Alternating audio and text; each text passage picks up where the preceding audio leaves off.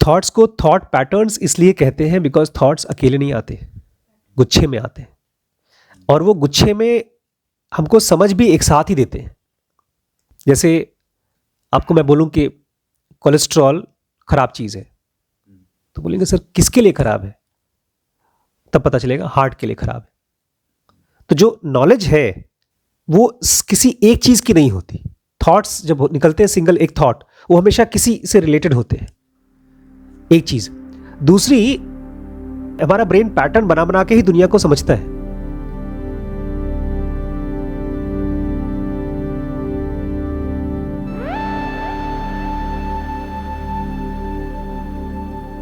नमस्कार दोस्तों, स्वागत है आपका जेन्यू का चैलेंज 2023 में। कल आशुतोष ने ये पूछा था कि रिजल्टेंट इंटेंसिटी क्या होती है। आज हम लोग उसको और आसान करके समझेंगे और ये भी समझेंगे कि रिजल्टेंट इंटेंसिटी बढ़ाई या घटाई भी जा सकती है। और मैं चाहूँगा जितने भी लोग ये वीडियो देख रहे हैं वो सब भी इस शब्द का प्रयोग करना शुरू करें, रिजल्टेंट इंटेंसिटी। क्योंकि जब आप कोई वर्ड यूज़ करते हैं तब आपके ब्रेन में उस वर्ड के नाम से एक नई फाइल बनती है और सारी इंफॉर्मेशन उससे रिलेटेड अंदर जाती है। जैसे बहुत से लोग बोलते हैं मेरी एनर्जी आज ज़्यादा है, बट एनर्जी वर्ड बहुत वेग है। बिजली भी एनर्जी है, काइनेटिक एनर्जी है। तो रिजल्टेंट इंटेंसिटी हम लोग ज़ेनोगा के कॉन्टेक्स्ट में ही समझेंगे। सबसे पहली चीज़ है जब रिजल्टेंट थॉट पैटर्न्स करेक्ट हो जाते हैं। आज सुबह ही हम लोग बात कर रहे थे, हमारे पास थॉट्स हैं, बट वो थॉट्स ऐसे हैं जैसे कि एक मोटी सी पेंसिल, इतनी मोटी पेंसिल, और उसका जो नोक है वो इतना मोटा है, और किताब आपकी या कॉपी जो है वो पतली सी है, तो कुछ लिख नहीं पाते आप एक अक्षर भी लिखेंगे तो पूरा पेज भर जाएगा। इस दुनिया को समझने के लिए हम यूज करते हैं थॉट्स, लेकिन थॉट्स शुड बी सटल। क्यों सटल? बिकॉज दुनिया जैसी दिखती है उससे ज्यादा गहरी है। एक जानवर जब किसी दुनिया को देखता है तो उसको खाली अपना शिकार दिखाई देता है, अपना भोजन दिखाई देता है, या तो अपने आप को बचाने के लिए उसको एक जगह दिखाई देती है। और जैसे ही उसको उसका भोजन मिल जाता है उसकी बॉडी में एक्टिविटी हो जाती है, वो अटैक करता है। और जब उसको अपने आप को बचाना होता है तो अपने जगह खोजता है कि मैं वहां जाकर आराम कर लूं, छुप जाऊं। लेकिन वो उस जानवर के ब्रेन की वजह से है। दुनिया तो और गहरी है। जब मैं as a teenager school college में था, दुनिया को देखता था, तो मेरे लिए 9th 10th में, स्टीज की उम्र में, मैं ट्यूशन जाता ही था इसलिए क्योंकि उसमें लड़कियां पढ़ती थी। मतलब और भी वजह से जाता था, पापा मम्मी भेजते थे पढ़ने के लिए, लेकिन खुशी मुझे उसी से मिलती थी। एक लड़की खासतौर से, उसकी शक्ल माधुरी दीक्षित जी से मिलती थी। अब माधुरी दीक्षित कहाँ से आ गई मेरी लाइफ में? वो फिल्मों की वजह से आई। तो हमारे ब्रेन में जो चीज़ें छप जाती हैं, जो हमारा थॉट्स बन जाती हैं, वही हम बाहर देखना शुरू करते हैं। लेकिन दुनिया तो उससे ज़्यादा बारीक है ना। आज अगर मैं किसी फिल्म स्टार को देखता हूं तो मुझे उसका IESM दिखाई देता है, उसके लाइफ की वल्नरेबिलिटीज़ दिखाई देती हैं। बल्कि इनफैक्ट आज ही एक वीडियो मैंने देखा, कौन है वो, अभय नहीं, बॉबी देओल जी अपनी गाड़ी में से बाहर निकले और बनियान पहन रखा था और बॉडी को बना रखी थी।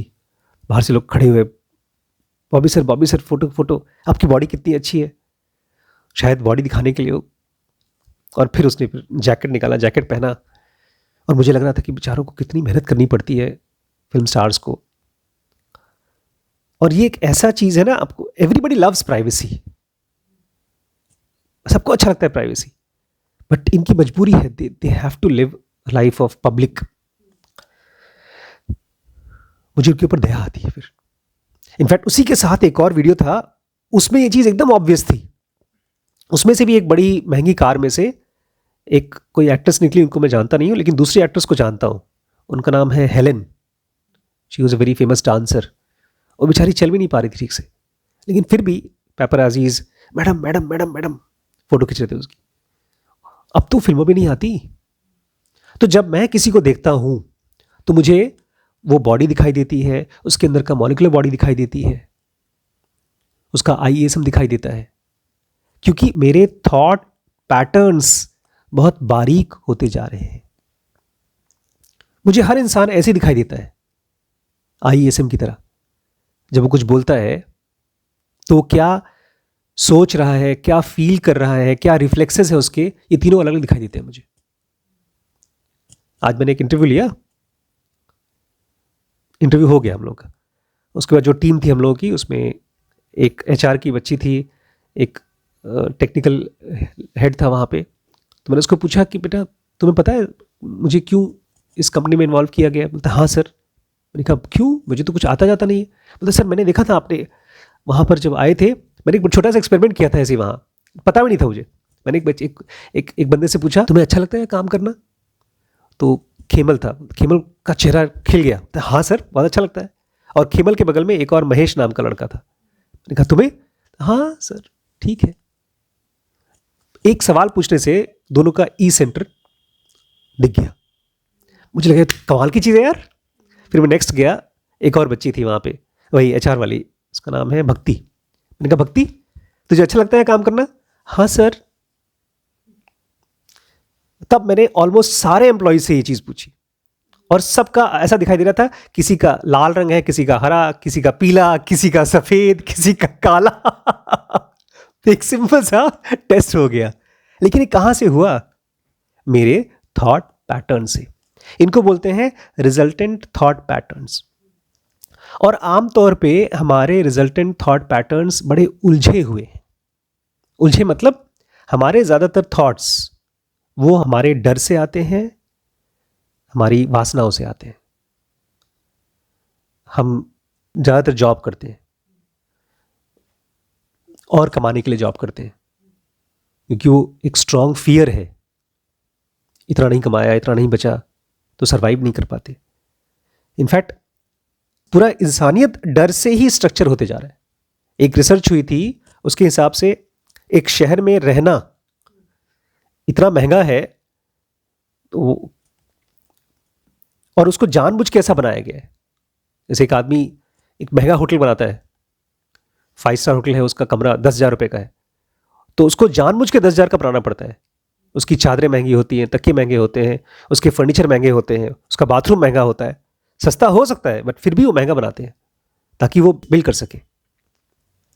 तो हमारे अंदर में जो थॉट पैटर्न्स निकल के आते हैं वो करेक्टेड नहीं है, वो गड़बड़ है, वो फियर में से आ रहे हैं,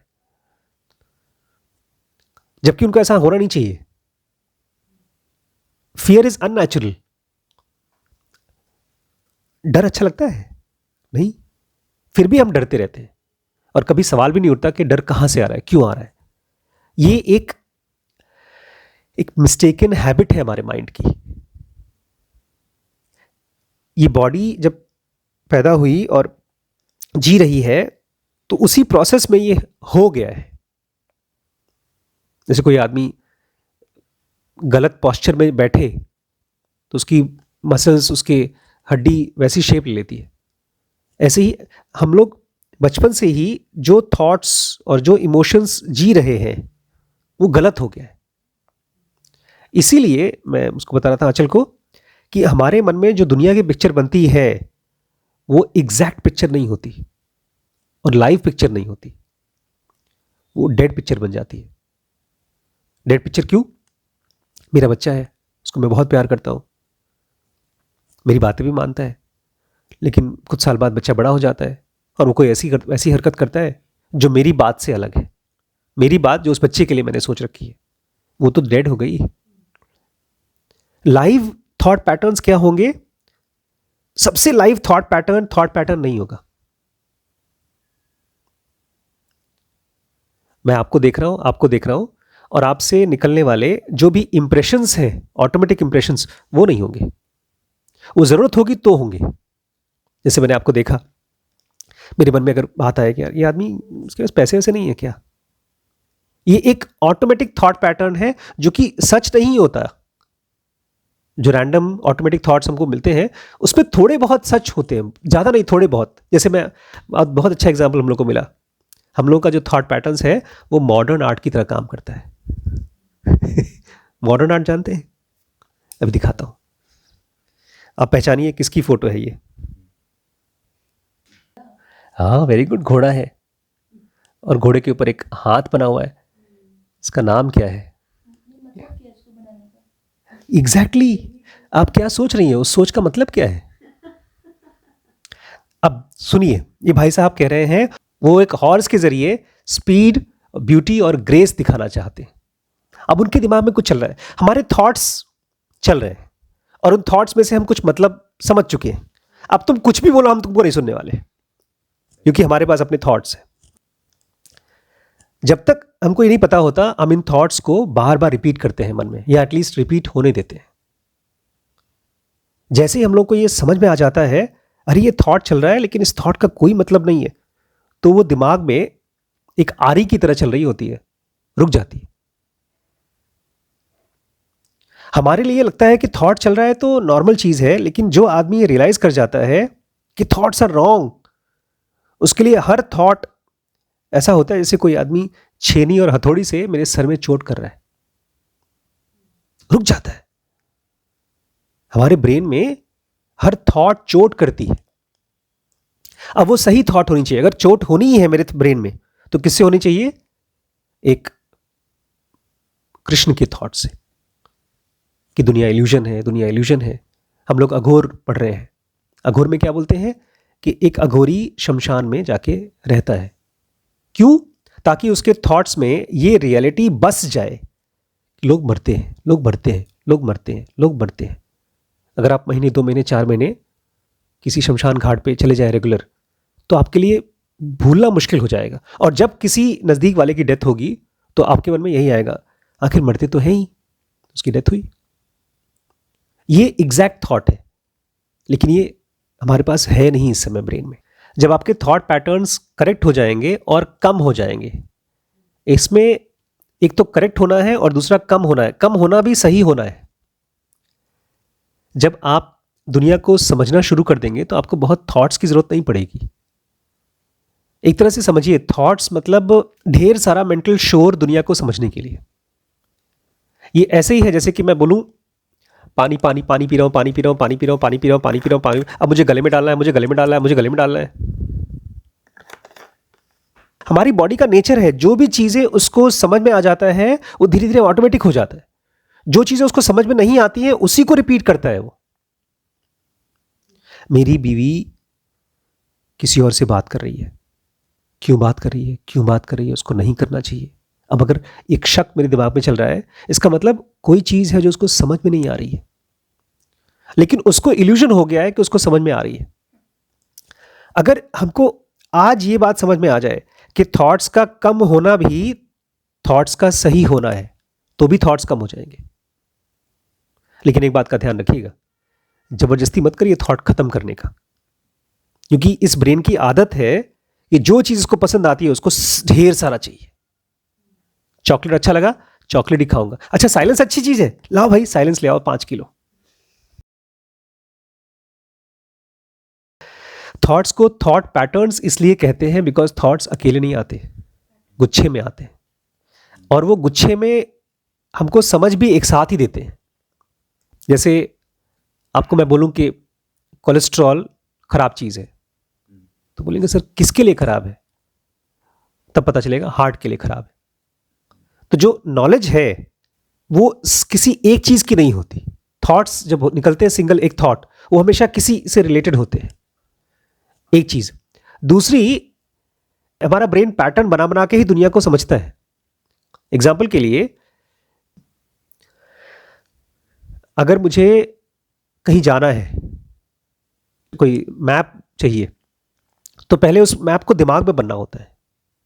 हम दुनिया को मैप बना बना के समझते हैं, एक पैटर्न बना करके ही समझते हैं। पैटर्न मतलब जाल, और दुनिया को समझ में फंसाने का तरीका जाल है, ऐसा हम लोग को लगता है। सिंगल थॉट कभी नहीं आता। और सिंगल थॉट समझ में भी नहीं आता। और दूसरी चीज, सिंगल थॉट है क्या? एक थॉट मैं किसको बोलूंगा? आप मेरे मित्र हैं, क्या ये एक थॉट है? आप एक थॉट है, मित्र एक थॉट है, ये पूरा एक थॉट है? यह एक थॉट पैटर्न है। मित्र अपने आप में एक थॉट पैटर्न है। मित्र वो होते हैं जो ये सब करते हैं। एक मित्र और आप दोनों को जोड़ करके एक पैटर्न बना। तो हमारी लैंग्वेज ही बनी हुई है थॉट पैटर्न्स की। जब आपके थॉट पैटर्न्स कम हो जाते हैं और सही हो जाते हैं और आपकी रिजल्टेंट इंटेंसिटी प्रॉपर ज़ेनोगा यूनिट्स में इकट्ठी होती है। ये प्रॉपर ज़ेनोगा यूनिट्स क्या है? नॉर्मल ब्रेन का ज़ेनोगा यूनिट्स का जो रेशियो है वो 2482 है। इंटेलिजेंस 2 है, इमोशन 4 है और सेंसुअल वाइटलिटी 8 है। मतलब हमारा ब्रेन सबसे ज़्यादा रिस्पॉन्ड करेगा एस सेंटर को और ई सेंटर को, आई को सबसे कम। लेकिन जब प्रॉपर ज़ेनोगा यूनिट्स होंगे तो 5:2 हो जाएगा और वो बढ़ता भी इसी रेशियो में रहेगा। नॉर्मली भी रिजल्टेंट इंटेंसिटी बढ़ता है बट उसका रेशियो होता है एस सेंटर बढ़ता है ज़्यादा ज़्यादा ज़्यादा ज़्यादा। एक आदमी खूंखार बन जाता है जब depending on one's resultant intensity is one's career, one's personality. एक हिटलर की रिजल्टेंट इंटेंसिटी कम नहीं है, उसकी रिजल्टेंट इंटेंसिटी इतनी ज़्यादा है कि वो पूरी दुनिया पर इंपैक्ट डालता है। लेकिन उसका माइनस ई सेंटर सबसे ज़्यादा है। तो है तो काफ़ी ज़्यादा ज़ेनोगा यूनिट्स, इनफैक्ट माइनस ज़ेनोगा यूनिट्स बहुत ज़्यादा है। वो प्रॉपर प्रोपोर्शन में होना चाहिए। एक ऋषि में सबसे ज़्यादा इंटेलिजेंस होता है, उसके अंदर भी +2 ज़ेनोगा यूनिट्स होता है, उसके बाद +3 और +4। एक Zenoga unit is equal to some 15 billion units. ये कैलकुलेशन करने का कोई मशीन नहीं है हम लोग के पास, बट आप ये सोच सकते हैं every single thought is kind of micro units of Zenoga. वो जब चलता है ब्रेन में तो वो एनर्जी को कंज्यूम करता है और लॉस करता है। एक घंटे में कितने थॉट्स चलते हैं? करीब 51,000 के करीब चलते हैं। एक पल्स बीट पे 12 थॉट चलते हैं। बहुत से थॉट्स हमारे दिखते हैं और बहुत से, ज़्यादातर थॉट्स तो दिखते ही नहीं है। इनफैक्ट ऐसा कोई सेकंड नहीं जाता जब ब्रेन में थॉट्स नहीं चलते। एवरी वेकिंग आवर इस brain is consumed in thinking. जब ये रियलाइज हो जाता है कि ये कम होना है, तब हम वो एक्टिविटीज़ खोजते हैं जिसके ज़रिए ये कम होगा। 3 स्टेप ब्रीदिंग से कम होता है, खाना कम करने से कम होता है, ऐसे माहौल में रहने से कम होता है जहाँ पर शोर कम है, जहाँ पर लोग कम हैं। इसीलिए ऋषि मुनि पहाड़ों में चले जाते थे, जंगलों में चले जाते थे, क्योंकि उनको रिजल्टेंट थॉट पैटर्न्स कम करने थे। ये करेक्टिव मेथड क्या है? जो 11 है वो तो है, लेकिन मेरी डिस्कवरी ये है कि पूरी भगवत गीता करेक्टिव मेथड्स है, पूरे उपनिषद्स करेक्टिव मेथड्स है। These are those sentences which are giving us exact perception of the world. ये वो थॉट्स है जो एंशियंट टाइम से लोगों ने दुनिया की फोटो बना बना के रखी है, जो बदलती नहीं है। जब कृष्ण कहते हैं जब जब धर्म की हानि होती है मैं पैदा होता हूं और मैं दुनिया को ठीक करता हूं, तो इन्होंने एक ऐसा थॉट पैटर्न निकाला है जो दुनिया का एक, जो कभी बदलेगा नहीं। दुनिया का एक थॉट है लेकिन कभी बदलेगा नहीं। और ये दरवाजा भी है हमको डिवाइन फ्रैगमेंट तक पहुंचाने का। क्योंकि अगर इस थॉट को मैं देखूं कि जब जब धर्म की हानि होती है तो भगवान आते हैं, तो धर्म क्या है और धर्म की हानि कैसे होती है? Not in the sense of tradition कि किसी आदमी ने धर्म के ऊपर अटैक कर दिया, हिंदू धर्म, मुस्लिम धर्म, उस तरह से नहीं। व्हाट इज धर्म? और भगवान कह रहे हैं कि जब जब धर्म की हानि होती है तो मैं आता हूं। तो क्या वो मेरी लाइफ में भी आ सकते हैं? क्या मुझे उनका दर्शन हो सकता है? जब आप इस तरह के थॉट्स को सोचते हैं तब वो नए थॉट पैटर्न्स क्रिएट करता है। तब वो इनफैक्ट इसमें से निकलने वाले थॉट्स या तो साइलेंस होते हैं या और बारीक होते हैं। मैं पूरी ज़ेनोगा को पढ़ा रहा हूं because I want Zenoga to become my brain's network. Everything that I say Zenoga should come out first. Corrective method मतलब हमारे ब्रेन में सबसे ज़्यादा जो डाटा है वो रियलिटी का होना चाहिए, सबसे ज़्यादा इमोशंस रियलिटी के लिए होना चाहिए या गॉड के लिए होना चाहिए, और हमारी हैबिट भी ऐसी हो जाए कि वो रियलिटी को पहुंचाए, एक्सपीरियंस कराए। इसलिए मेरे हिसाब से every spiritual scripture is a corrective method. और जब नहीं थी तो लोगों ने लिखना शुरू किया कि लोग पढ़ें इसको। आज भी उसको हम लोग प्रार्थनाओं की तरह वही रामायण पढ़ रहे हैं, या एक बायोग्राफी लिखी गई है राम की, रामायण या भागवत। तो करेक्टिव मेथड कैसे है? Because it wants to make our brain, हमारे ब्रेन को कन्विंस करना चाहती है कि सबसे इंपॉर्टेंट ये ही चीज़ है, तुम्हारी फैमिली नहीं है, तुम्हारी जॉब नहीं है, तुम्हारी बीमारी नहीं है, उन सबसे इंपॉर्टेंट ये है। इसलिए उसको करेक्टिव मेथड मैं बोल रहा हूँ। वो करेक्ट कर देता है, हमारे ब्रेन के थॉट पैटर्न्स को पूरी तरह से रीअलाइन करता है। फिलहाल हमारा जो फर्नीचर है हमारे ब्रेन का थॉट्स, वो ऐसा है कि सबसे सेंटर में मैं हूँ, उसके आसपास में मेरा परिवार है, फिर मेरी नौकरी है, और इस तरह से हमारा सेंटर बना हुआ है। लेकिन ये बोलता है नहीं, सेंटर ऑफ एक्सेस तुम नहीं हो, गॉड है, और अब उसके चारों तरफ तुम अपना घर बनाओ, तुम्हारी बॉडी, तुम्हारी हैबिट्स, तुम्हारा emotions. It is correcting the whole thought patterns और understanding pattern of yourself. वो है करेक्टिव मेथड। और इसके साथ साथ जब आप 3 स्टेप ब्रीदिंग करते हैं तब, और बाकी डिसिप्लिन्स भी आप अपने अंदर में इनकल्टेट करते हैं, मतलब अपने अंदर में डाल लेते हैं, तब 3 चीज़ें बनती हैं, एस्ट्रल, मेंटल और कॉजल बॉडी। और उसके बाद कुछ करने को बच नहीं जाता। नॉट मतलब नहीं बचता। जब ये तीनों बॉडी बन जाती है उसके बाद उस इंसान को इस दुनिया में कुछ भी करने के लिए बचता नहीं है। इसके पहले हम लोग के ब्रेन में चलता था इंटरप्ले ऑफ सेंटर्स। देखा है इंटरप्ले ऑफ सेंटर्स? कैसा होता है? जब मैं गुस्से में, हाँ, जब गुस्सा आता है तब होता है, जब शांत होते हैं तब इंटरप्ले ऑफ सेंटर्स चलता है, जब बहुत शांत होते हैं। ये तो ऐसा हो गया बेटा जैसे कि आपके घर में ढेर सारा पैसा है, ढेर सारा पैसा है, और उसमें से खाली आप बड़े बड़े नोट को बोल रहे हैं पैसा है, बाकी पैसा नहीं है। ये तो ऑब्वियस इंटरप्ले ऑफ सेंटर्स है। क्या एक भी थॉट इंटरप्ले ऑफ सेंटर्स नहीं है? Every single thought is a interplay of centres. और जब इंटरप्ले बोल रहे हैं, पता है क्या बोल रहे हैं? किस चीज का प्ले है? इंटरप्ले ऑफ सेंटर्स मतलब कौन कौन से सेंटर्स का? IES। अभी आप गए थे तो अपने IES को अलग अलग देख पाए?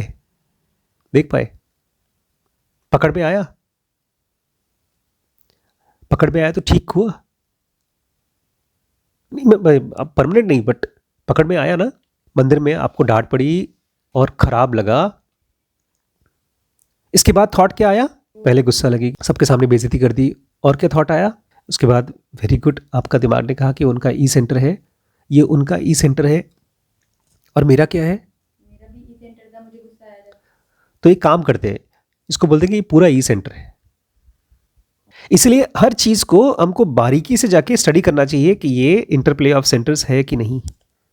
चाहे वो ऑफिस में हो, चाहे बच्चे के साथ बहस हो, कोई भी इवेंट अनइम्पॉर्टेंट नहीं है, बिकॉज हर इवेंट में इंटरप्ले ऑफ सेंटर्स हो रहा है। कृष्ण ने उसको प्रॉपरली बोला है कि पूरी दुनिया 3 गुणों से बनी हुई है। हाँ, यही तीनों सेंटर से।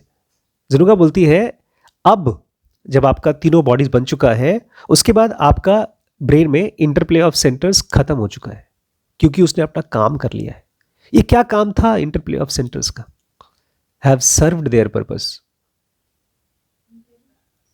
हाँ, बेसिकली खाने का पर्पस था भूख शांत हो, कपड़े का पर्पस है बॉडी को टेम्परेचर से बचाए, गर्मी से और सर्दी से, कचरे से बचाए। ये इंटरप्ले ऑफ सेंटर्स का क्या पर्पस था? थॉट्स का क्या पर्पस है, या इमोशंस का क्या पर्पस है?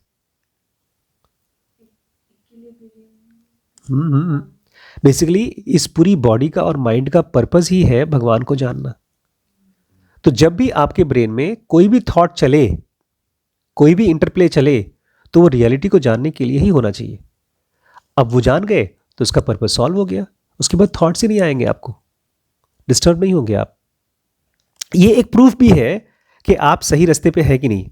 जब आपके ब्रेन में थॉट्स कम होते जाएं, लेकिन ज़ीरो नहीं होते, जब चाहिए थॉट्स आते हैं बट कम होते जाएं, इसका मतलब आप अपने पर्पस के पास पहुंच रहे हैं। वाइस वर्सा, जितने थॉट्स ज़्यादा आ रहे हैं उतना ही आप पर्पस से दूर जा रहे हैं। Interplay of qualities of centres का पर्पस ही है टू नो गॉड। अब वो काम हो गया और इंसान इस तरह से री एजुकेटेड हो गया है कि अब वो दूसरी दुनियाओं में जाता है, एडवांस्ड लोकाज में फ्रेश एक्सपीरियंस करने के लिए। वो हनुमान, शमशान तारा, इस तरह के बीइंग हो जाता है। वो उसको अब थॉट्स की ज़रूरत नहीं है। हमारा यूनिवर्स स्टार कैनपस के चारों तरफ घूमता है, उसका इस यूनिवर्स का काम कंप्लीट हो गया। अब इससे भी ज़्यादा रिच ब्रह्मांड है, वहाँ जाता है वो पास हो गया, यहाँ से डिप्लोमा मिल गया उसको। जब ऐसा हो जाता है तो एक आदमी किस तरह से फंक्शन करता है पता है? लाइट की स्पीड मानी जाती है, उससे भी ज़्यादा स्पीड से वो फंक्शन करता है। और अगर आदमी की भाषा में कहें तो वो पास्ट, प्रेजेंट और फ्यूचर तीनों जगह पे एक साथ रहता है। उसके लिए टाइम जो था वो भी दिखता है और जो होगा वो भी दिखता है, क्योंकि पूरी की पूरी एटर्निटी विजिबल है, वो देखी जा सकती है। अभी जो दुनिया चल रही है ना, वो एक चलती हुई चलचित्र की तरह, फिल्म की तरह चल रही है। उसकी जरूरत नहीं पड़ती, क्योंकि अब आपको पूरी ब्रह्मांड दिख गई है, हर चीज का पास्ट, प्रेजेंट और फ्यूचर दिख रहा है। इसलिए अब इंटरप्ले ऑफ सेंटर्स की जरूरत नहीं पड़ती। और अब जाके उसको समय का सच मालूम पड़ता है कि समय है क्या। इसके पहले तक समय क्या है? मर जाऊंगा, मेरा पास्ट था, ये मेरा था, होगा। समय को 3 पार्ट में डिवाइड करके हम देखते हैं। ये ऐसे जैसे कि हम समंदर को 3 पार्ट में डिवाइड करके देखें, पूरा समंदर एक है। ऐसे ही समय भी पास्ट, प्रेजेंट और फ्यूचर पूरा एक है। बट अभी थॉट्स की वजह से वो पूरा नहीं दिखता। कभी डेथ होगी ना नज़दीक वालों की किसी की, तो जानिएगा कि वो है और वो होगा। और ऐसा सोच करके आप अपनी ध्यान में चले जाइए, साधना में चले जाइए। जब इस तरह का आइसोलेटेड यूनिटी को आप एक्सपीरियंस करते हैं, जहां पर आप पास्ट, प्रेजेंट और फ्यूचर तीनों जगहों पर हो जाते हैं, तब आपका सेक्शन 1 कंप्लीटली एट रेस्ट हो जाता है। आपका सेक्शन 1 शांत हो जाता है। और यहां तक कि सेक्शन 2 और 3 भी सेक्शन 4 के काम में इंटरफेयर नहीं करता है। और सेक्शन 4 का जो काम करने का तरीका है वो सेक्शन 1 से काफ़ी अलग है। उसके बाद आपका प्योर स्पिरिचुअल या कॉस्मिक कॉन्शियसनेस प्रिवेल करता है, वही होता है। उसके बाद हमारी सटल एसेंस ही एग्जिस्ट करती है। अभी फ़िलहाल हमारी उंगली एग्जिस्ट करती है, अभी फ़िलहाल मुझे सर्दी हुई है तो मेरा नाक ज़्यादा एग्जिस्ट कर रहा है। बट जब सेक्शन 4 डेवलप होता है तो हमारा सटल एसेंस अकेले एग्जिस्ट करता है, सब जगह वही एग्जिस्ट करता है। इसीलिए लोग कहते हैं तुम्हारे अंदर में मैं अपने आप को देखता हूँ, महसूस करता हूँ। अभी हम लोग, एक रोशनी की किरण थी जो कंडेंस्ड हो गई थी, एक हवा बूंद बन के पत्थर बन गया था, बर्फ बन गया था, वो अब फिर से वापस हवा बन गया। एक रोशनी जो लाइट से अलग हो गई थी वापस लाइट में जाके मिल गई है। यही मुक्ति है। और सैल्वेशन वर्ड 2 और शब्दों से बना है, एक सेफ और रिटर्न, कि आप बहुत सेफली वापस अपने घर पहुंच गए हैं। द सेफ रिटर्न, ये है प्रवचन, पवित्र शब्द आपके और आपके प्योर एसेंस के बीच में, आपके और उस रोशनी के बीच की बातचीत है। ये चाइनीज में कहते हैं सैल्वेशन मतलब रिटर्न टू द होम। हम घर से बाहर भटक गए हैं, घर जाना है बेसिकली।